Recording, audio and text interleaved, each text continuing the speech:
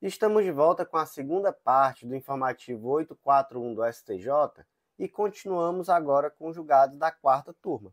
E o primeiro julgado dessa segunda parte foi inserido na Lei de Falências e o destaque ficou da seguinte forma: é dispensável a específica manifestação da Assembleia Geral de Credores para a venda de bem no caso em que esta foi expressamente prevista no plano de recuperação judicial previamente homologado pelo juízo recuperacional. Como é o caso concreto aqui dessa controvérsia? Imagina, gente, que uma determinada empresa ela está em recuperação judicial e foi aprovado o plano de recuperação. E nesse plano de recuperação que já foi aprovado, há a previsão de venda de um determinado ativo. Então imagina, por exemplo, que uma sede da empresa vai ser vendida, isso o imóvel e tudo aquilo que compõe esse imóvel da empresa. E aí a empresa pensa, tá, já está autorizado pelo plano de recuperação judicial, então já tenho aqui um comprador, vou efetuar a venda. Mas aí os credores impugnam, dizendo o quê? Dizendo, olha, não é possível vender assim. É necessário uma autorização específica da Assembleia Geral de Credores e uma autorização também específica aqui do juiz para efetuar essa venda. Isso porque desde o momento em que a empresa entra em recuperação judicial, ela já não pode dispor livremente de seus bens. Ela precisa da autorização do juiz para efetuar as vendas. Gente, esse argumento, ele vai prosperar? Não vai, tá? Por quê? Porque o STJ entendeu que, como já existe autorização expressa no plano de recuperação judicial que foi aprovado pelos credores, então não há nada que obste a venda desse patrimônio. Então, como é que ficou o destaque? É dispensável a específica manifestação da Assembleia Geral de Credores para a venda de bem, no caso em que esta foi expressamente prevista no plano de recuperação judicial, previamente homologado pelo juízo recuperacional. O próximo julgado de hoje é da quinta turma do STJ, foi inserido no Código de Processo Penal e o destaque ficou da seguinte forma: a suspensão do processo e do prazo prescricional, na forma do artigo 366 do Código de Processo Penal, bem como o restabelecimento da tramitação, não é automática, exigindo decisão judicial. O caso concreto trata do artigo 366 do Código de Processo Penal, que determina que, se o acusado citado por edital não comparecer nem constituir advogado, ficarão suspensos o curso do processo e do prazo prescricional, podendo o juiz determinar a produção antecipada das provas consideradas urgentes e, se for o caso, decretar a prisão preventiva nos termos do artigo 312 do Código de Processo Penal. Então, olha só, imagina que o indivíduo ele foi citado por edital aqui no processo penal. Qual é a consequência? A consequência é que haverá uma suspensão do processo e também do curso do prazo prescricional. E a discussão aqui é qual é o termo inicial desse prazo, da suspensão do prazo prescricional. É simplesmente a data da citação por edital? E aí o STJ diz que não. É a data da decisão do juiz que determinou a suspensão. E da mesma forma, o termo final da suspensão é quando o réu comparece, seja espontaneamente ou não, ou por meio de advogado, ou quando há uma decisão judicial também levantando o sobrestamento dessa suspensão. Então temos essas duas possibilidades, né? Mas o fato é que é necessário sempre aqui decisão judicial. Não há uma suspensão automática em virtude da citação por edital. E no caso concreto, o que aconteceu foi uma situação em que o indivíduo ele foi citado por edital, mas não houve decisão do juiz determinando a suspensão do prazo prescricional. E aí, quando ele foi citado, ele defendeu que já houve a prescrição efetivamente. E o juízo entendeu que não, porque disse não, porque o prazo estaria suspenso. E o que o STJ disse? Não, o prazo não estava suspenso, porque não houve decisão judicial determinando a suspensão. Professor, mas a suspensão não é open legis, não decorre da própria lei. É verdade, mas isso não significa que é desnecessária a decisão judicial. Isso significa apenas que não é necessária uma fundamentação da decisão suspensiva além da simples aplicação da decisão judicial. Então, como é que ficou o destaque? A suspensão do processo e do prazo prescricional, na forma do artigo 366 do CPP, bem como o restabelecimento da tramitação, não é automática, exigindo decisão judicial. Próximo julgado é da 5ª turma do STJ também, foi inserido no Código de Processo Penal e o destaque ficou da seguinte forma: é válida a sentença proferida de forma oral e registrada por meio audiovisual, sem a transcrição integral na ata de audiência. Gente, o caso concreto foi de uma sentença penal que foi proferida em audiência. E foi proferida em audiência e não foi degravada, né? Ou seja, não foi escrita, foi simplesmente gravada ali por via audiovisual. E aí o advogado impugnou afirmando que essa sentença por si só não seria válida, seria necessária a degravação completa da sentença, e só então é que, intimado dessa degravação da sentença, começaria o prazo recursal. E aí, gente, essa argumentação é válida? Não, não é válida, né? Não foi o argumento acatado pelo STJ. Pelo contrário, gente, a sentença proferida oralmente e registrada por meio audiovisual é perfeitamente válida. Inclusive, é o que diz o artigo 405, parágrafo 2º. No caso de registro por meio audiovisual, será encaminhado às partes cópia do registro original sem necessidade de transcrição. Ou seja, as partes precisam ter acesso à mídia, né? Inclusive, hoje no PJE fica ali a mídia de uma forma simples, no sistema ESAGE também fica, sem que seja necessária essa degravação da sentença, beleza? Então, como é que ficou aqui o destaque? É válida a sentença proferida de forma oral e registrada por meio audiovisual, sem a transcrição integral na ata de audiência. Iniciamos agora os julgados da 6ª turma do STJ e o primeiro foi inserido na Lei 7.210 de 84, Lei de Execução Penal, destaque da seguinte forma: aplicada a pena restritiva de direitos consistente na prestação de serviços à comunidade, após o trânsito em julgado da condenação, só é permitido ao juiz de execução, a teor do disposto no artigo 148 da LEP, alterar a forma de cumprimento, ajustando-a às condições pessoais do condenado e às características do estabelecimento, vedada a substituição da pena aplicada. Qual foi o dispositivo legal aqui que ensejou essa controvérsia? É o artigo 148 da Lei de Execução Penal. Em qualquer fase da execução, poderá o juiz motivadamente alterar a forma de cumprimento das penas de prestação de serviços à comunidade e de limitação de fim de semana, ajustando-as às condições pessoais do condenado e às características do estabelecimento, da entidade ou do programa comunitário ou estatal. Ou seja, foi aplicada uma pena restritiva de direito, no caso aqui de prestação de serviço à comunidade. O juiz de execução ele pode motivadamente, a qualquer tempo, alterar a forma de cumprimento dessa pena. Mas por que isso, professor? Gente, para adequar a realidade do condenado. Então imagina, por exemplo, que esse condenado se mudou de endereço e aí altera-se, por exemplo, o local onde ele vai prestar esse serviço, ou então se verifica que aquele local que ele estava prestando serviço, por algum motivo, é inviável à continuidade, e aí se altera, entendeu? Enfim, é necessário adequar as características pessoais, tanto do condenado, quanto do estabelecimento, ou entidade, onde esse serviço é prestado.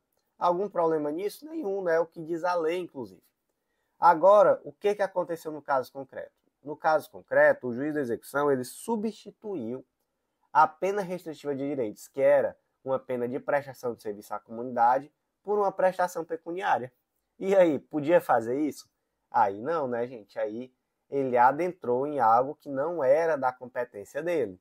Transitou em julgado uma condenação determinando a prestação de serviço à comunidade. Ele não poderia ter alterado por outro tipo de pena. Ele pode adequar essa prestação de serviço à realidade do condenado, mas não alterar o tipo de pena que foi aplicado. Então, como é que ficou o destaque? Aplicada a pena restritiva de direitos, consistente na prestação de serviços à comunidade, após o trânsito em julgado da condenação, só é permitido ao juiz de execução, a teor do disposto no artigo 148 da LEP, alterar a forma de cumprimento, ajustando-as às condições pessoais do condenado e às características do estabelecimento, vedada a substituição da pena aplicada. Próximo julgado foi inserido no Código de Processo Penal destaque da seguinte forma: não há falar em ilegalidade na abordagem realizada em razão de informe prévio com descrição pormenorizada do veículo que estaria transportando entorpecentes, bem como as características e placa. Imagine o seguinte caso concreto. A polícia recebeu uma denúncia acerca de uma traficância de drogas. Alguém estava traficando drogas. E aí imagina que a denúncia veio dizendo assim, olha, estão transportando drogas em um veículo que é uma Hilux de cor preta, placa ABC1234. E esse veículo está nesse momento transitando na rodovia BR-116. E aí, gente, imagina que um agente da polícia de fato viu esse veículo passando. E aí, gente, existe uma fundada suspeita para realizar uma busca veicular? Gente, existe, né? Vamos lá? Claro que existe aqui uma fundada suspeita. Lembrando, gente, que a busca veicular ela se equipara a uma busca pessoal e por isso ela não precisa de mandado. Está lá no artigo 244 do CPP. A busca pessoal independerá de mandado no caso de prisão ou quando houver fundada suspeita de que a pessoa esteja na posse de arma proibida ou de objetos ou papéis que constituam corpo de delito, ou quando a medida for determinada no curso de busca domiciliar. Então, o caso aqui é bem esse, não é? O indivíduo estava na posse de objeto que constitui corpo de delito. Qual objeto? Droga. E no caso concreto especificamente, foram encontradas 62 quilos de pasta base de cocaína. Tem como sustentar que não havia aqui uma fundada suspeita para legitimar essa busca pessoal? Claro que não tem, né, gente? Veio a notícia muito completa, inclusive com o veículo, a placa, modelo, onde é que estava esse veículo, enfim. Então, havia sim muito motivo para a busca pessoal e se encontrou também muita droga, né? 62 quilos de pasta base de cocaína. Então, como ficou o destaque? Não há falar em ilegalidade na abordagem realizada em razão de informe prévio com descrição pormenorizada do veículo que estaria transportando entorpecente, bem como suas características e placa. Antes do último julgado, aquele convite bem especial e rápido, acesse legislaçãointegrada.com.br e vem fazer parte do Clube da Lei, esse clube de membros que vai te dar acesso a todos os nossos materiais de lei seca e jurisprudência e a todos os planos de leitura de todas as carreiras, incluindo planos focados em editais recém-lançados. Então vem fazer parte, com certeza vai ser um baita diferencial e vem conhecer a Editora Integrada, vem publicar com a gente. Seguindo em frente, então, o último julgado de hoje foi inserido no Código de Processo Penal, destaque da seguinte forma: a visualização da comercialização do entorpecente em via pública pelos policiais nas proximidades da residência do acusado não configura fundada suspeita apta a autorizar a busca domiciliar, notadamente quando inexiste comprovação da legalidade e voluntariedade do consentimento do morador para o ingresso no imóvel. Aqui é um caso concreto muito bom para a gente estudar a diferença mesmo da busca domiciliar e da busca pessoal. No julgado passado, nós vimos que a busca veicular, ela em regra é equiparada a uma busca pessoal, não foi isso que nós conversamos? E aqui, gente, nesse caso concreto agora, nós vamos conversar sobre uma situação em que houve uma busca domiciliar. E aí a busca pessoal nós já vimos que ela independe de mandado e que ela pode ocorrer sempre que houver fundada suspeita de que a pessoa está em posse de arma proibida ou de algum objeto ou papel que constitua corpo de delito. No caso concreto passado, qual foi esse objeto do corpo de delito? Era droga, não é? Ou também pode ocorrer quando a medida for determinada no curso de uma busca domiciliar. Tá? Então nós temos essas situações, né? No caso de uma prisão, no caso de uma fundada suspeita ou no curso de uma busca domiciliar. Certo, e a busca domiciliar, quando é que ela pode ocorrer? Pode ocorrer quando houver uma situação de flagrante ou quando houver ordem judicial, e aí ela poderá ser realizada durante o dia.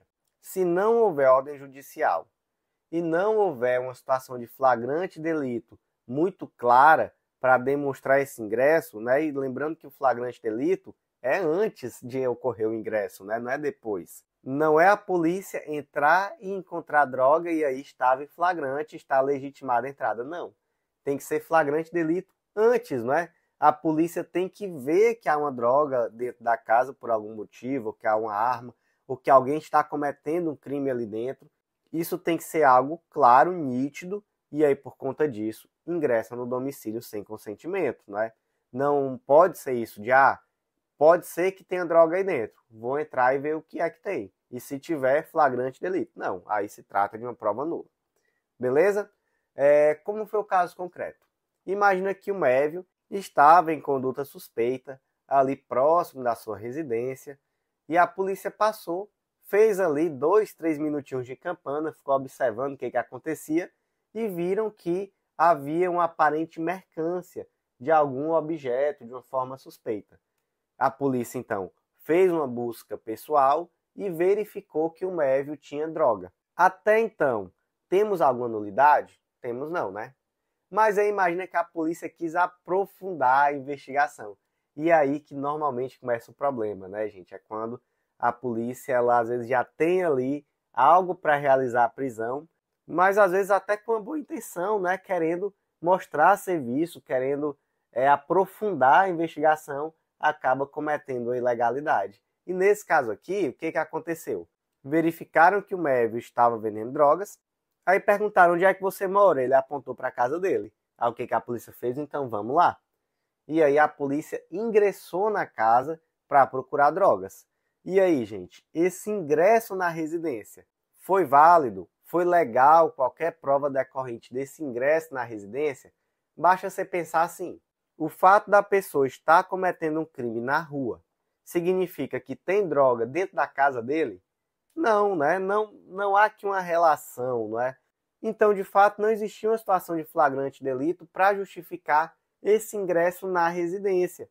E não havia também nenhuma comprovação da voluntariedade do consentimento desse morador. Lembrando, gente, que nós temos hoje diretrizes do STJ e do STF que deixam claro que a palavra do policial de que houve um consentimento, essa palavra ela vai valer como testemunho, mas não há uma fé pública daí decorrente, né? Para se acreditar que está dizendo que teve consentimento é porque teve.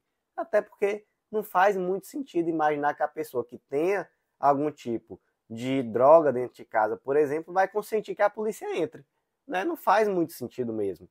Então, é necessário que a polícia produza prova de que houve um consentimento do morador. Como é que faz isso? Por meio de vídeo, por meio de um documento escrito autorizando, né? Se não houver nada disso, então o Estado não se desincumbiu do seu ônus de demonstrar que houve um consentimento para o ingresso. E nesse caso, foi considerado nulo esse ingresso na residência, beleza? Então, como é que ficou aqui o último destaque de hoje? A visualização da comercialização do entorpecente em via pública pelos policiais nas proximidades da residência do acusado não configura fundada suspeita apta a autorizar a busca domiciliar, notadamente quando inexiste comprovação da legalidade e voluntariedade do consentimento do morador para o ingresso no imóvel. E meus amigos, por hoje foi isso. Eu agradeço muito a você que ouviu até o final. Se você não deixou o like ainda, aproveita, deixa também aquele comentário e compartilha com aquele amigo que tem interesse nesse tipo de conteúdo ou mesmo na sua rede social preferida ou naquele grupo de WhatsApp cheio de concurseiro. Eu agradeço demais, fortalece muito esse projeto. Então por hoje foi isso, até a próxima.